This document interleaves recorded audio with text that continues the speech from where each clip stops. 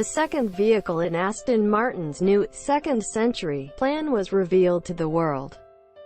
The new Vantage sports car is a modern replacement for the company's best-selling model of all time. Powered by a 503 horsepower 4.0L twin-turbo V8, it's a lighter, more focused vehicle than the related DB11, which first saw daylight in 2016. The Vantage is the company's entry-level car, although this is Aston Martin we're talking about. So, entry-level means $150,000. It'll be some time before we get to drive the new Vantage. But just based on these photographs, plus my experience of the new DB11, by a quirk of fate, you'll be able to read about that vehicle tomorrow. The Vantage will almost certainly justify that price tag.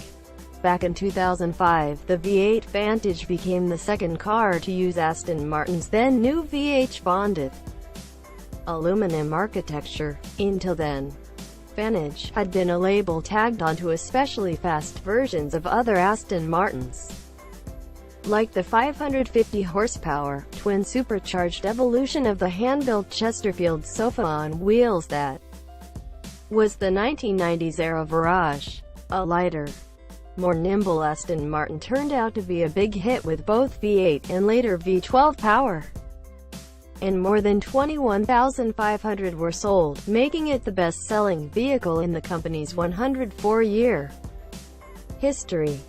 The new Vantage is definitely a compact package. It's 11 inches, 284 millimeters, shorter than the DB11. And it manages to take up less room on the road than even a Porsche 911. It's significantly lighter, too. The company says it has a dry weight of 3,373 pounds, 1,530 kilograms. And the sprint to 60 miles per hour should take just 3.6 seconds. The engine is courtesy of a technology partnership with Mercedes-Benz. It's the second outing for this twin-turbo power plant under the hood of an Aston Martin, having recently been added as an option to the DB11 range as well. As in that car, it's coupled to ZF's very good 8-speed automatic gearbox. But the company says that despite sharing in architecture and engine with the DB11, 70% of the components in the Vantage really are all new. It's a distinctive-looking car, recognizably an Aston Martin, but also visually different from the DB11. The front is dominated by that large front grille and splitter. Aston Martin's press release describes the Vantage's styling as giving it an athletic, predatory stance. If that's another way of saying it looks flat, I mean, I'd agree. It looks like the sort of car that, if left parked out on the street overnight, might eat any small animals or children that happen to pass it by. The photos for the Vantage reveal an eye-catching interior that looks as dramatic as anything we've seen from Ferrari or Lamborghini in recent years. It also looks to have fixed some of the layout complaints I had with the DB11. Again, you'll have to wait until tomorrow to read about those. There's no doubting its visual punch, particularly in that retina-searing, lime essence paint job shown in some of the press shots.